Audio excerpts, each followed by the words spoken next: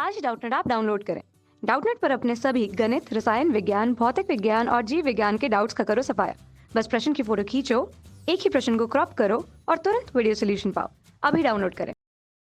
दोस्तों, प्रश्न में हमको 4 कथन दिए हुए हैं और प्रश्न में कहा गया है कि निम्नलिखित कथनों में से सत्य कथन का चुनाव कीजिए। ठीक है दोस्तों, तो हमारे 4 कथन मैं पढ़ देता हूँ क्रमशः। पहला दिया हुआ है कि प्रकाश के परावर्तन में परावर्तित किरण तथा आपतन बिंदु पर अभिलंब जो होंगे वो तीनों समान तल में होंगे। ठीक है दोस्तों। दूसरा कहा गया वस्तु दर्पण के सदैव दाईं ओर रखनी चाहिए। तीसरा, दर्पण की वक्रता त्रिज्या फोकस दूरी की आधी होती है। चौथा, उत्तल दर्पण से सदैव वास्तविक प्रतिबिंब बनता है।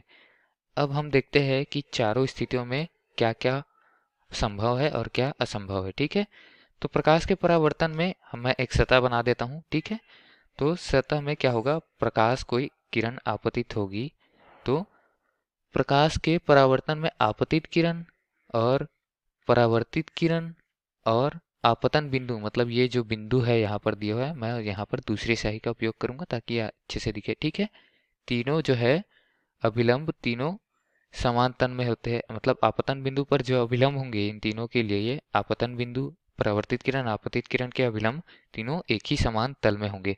तो तीनों के लिए अभिलंब मैं बना देता हूँ। अभिलंब कुछ इस तरीके से दिखेगा दोस्तों।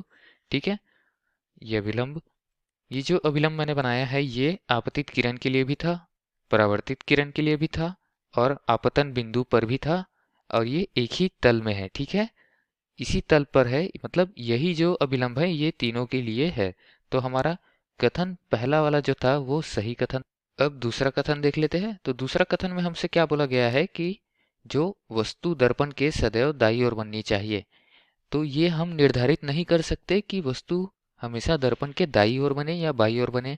हम क्या जानते हैं, हम सिर्फ इतना जानते हैं कि जो दर्पण है उसका एक होता है परावर्तक सतह और एक होता है जिसपे हमने पॉलिश करी हुई है। ठीक है दोस्तों, तो परावर्तक सतह के सामने अगर वस्तु है तो उसका प्रतिबिंब जो पॉलिश हुआ है उसके पीछे बनता है वस्तु के लिए। ठीक है, अगर यहाँ पर मैंने वस्तु रख दिया है कोई, तो उसका प्रतिबिंब दर्पण के विपरीत दिशा में, मतलब दूसरी ओर बनेगा। ठीक है, जहां से वस्तु रखी उसके दूसरी ओर बनेगा।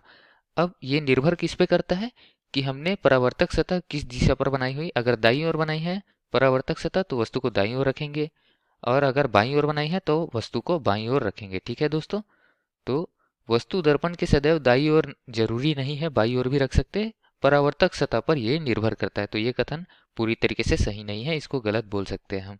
ठीक है, अब आगे देखते हैं कि हमको विकल्प नंबर 3 में क्या दिया हुआ है। दर्पण की वक्रता त्रिज्या फोकस दूरी की आधी होती है। अब मैं यहाँ पर दर्पण बना देता हूँ पहले। तो गोलीय दर्पण क्या होता है, एक गोले से मिलकर बना होता है। तो एक गोले के भाग को मैं क्या कर देता हूँ, गोले के भाग से एक दर्पण बना देता हूँ। तो ये जो मैंने गोला बनाया था उसका कोई ना कोई तो बिंदु होगा जो केंद्र बिंदु होगा गोले का। केंद्र बिंदु कुछ इस जगह पर है। तो फोकस दूरी क्या होता है दोस्तों, फोकस दूरी जो होता है जहां से प्रकाश आती है तो एक जगह पर केंद्रित हो जाती है, वो वक्रता त्रिज्या की आधी होती है। ये वक्रता त्रिज्या क्या है, जिस गोले से मैंने दर्पण बनाया है उस गोले की त्रिज्या है। और फोकस दूरी क्या है, जहां प्रकाश किरणें आपतित होती है। इसको मैं एफ लिख देता हूँ। यहाँ से यहाँ तक की दूरी, दर्पण ध्रुव से फोकस दूरी की दूरी एफ क्या होती है, एफ मतलब फोकस दूरी वो वक्रता त्रिज्या की आधी होती है। लेकिन हमको विकल्प में बोला गया है कि वक्रता त्रिज्या फोकस दूरी की आधी होती है, तो ये पूरी तरीके से गलत विकल्प है दोस्तों। आगे देखते हैं कि चौथा विकल्प हमको क्या दिया हुआ है। उत्तल दर्पण सदैव वास्तविक प्रतिबिंब बनाता है। जरूरी नहीं है उत्तल दर्पण की अगर हम बात करें तो उत्तल दर्पण क्या होता है, आभासी प्रतिबिंब भी बनाता है। मैं आपको दिखा देता हूँ दशा ऐसा। अगर मान लीजिए यही उत्तल दर्पण है जिसका परावर्तक सतह बाहर की ओर है, तो ये क्या है, बाहर की ओर से उभरा हुआ है, अंदर की ओर से जहां से उभरा नहीं है वो यहाँ पर पॉलिश हुआ है। ठीक है, अब यहाँ कोई वस्तु रखता हूँ, ये क्या है, दर्पण का ध्रुव है, यहाँ कोई वस्तु रखता हूँ तो वस्तु से जो प्रकाश की किरणें होगी वो समांतर दिशा में आकर कहाँ परिवर्तित हो जाएगी, दूसरी जगह परिवर्तित हो जाएगी। और एक किरण क्या होगी, दर्पण से आकर वापस उसी पथ पर गमन करेगी, मतलब कुछ इस दिशा पर आएगी और इस दिशा पर आकर वापस गमन करेगी उस वस्तु पर। ठीक है, और दूसरी किरण समांतर वो बाहर चली जाएगी। तो हम क्या देख रहे हैं, दोनों प्रकाश किरणें एक दूसरे से दूर जा रहा है तो प्रतिबिंब नहीं बनेगा वास्तविक। लेकिन इन किरणों को दर्पण के पीछे मिलाऊं तो पीछे क्या बनेगा, ये किरणें एक दूसरे को स्पर्श तो नहीं करेगी, लेकिन पीछे मिलाने पर स्पर्श करेगी। पीछे मिलाने पर जो प्रतिबिंब बनेगा वो क्या होगा, आभासी प्रतिबिंब, क्योंकि वास्तविकता में क्या है, ये किरणें एक दूसरे को स्पर्श नहीं कर रही है, लेकिन पीछे मिलाने पर कर रही, तो आभासी प्रतिबिंब बन रहा है। तो इस घटना से हम क्या समझ सकते हैं कि उत्तल दर्पण से आभासी प्रतिबिंब बनता है। तो ये दिया गया कथन पूरी तरीके से सही नहीं है, आभासी प्रतिबिंब भी बन सकता है उत्तल दर्पण से। ठीक है दोस्तों, हमारा सही विकल्प सिर्फ क है। धन्यवाद।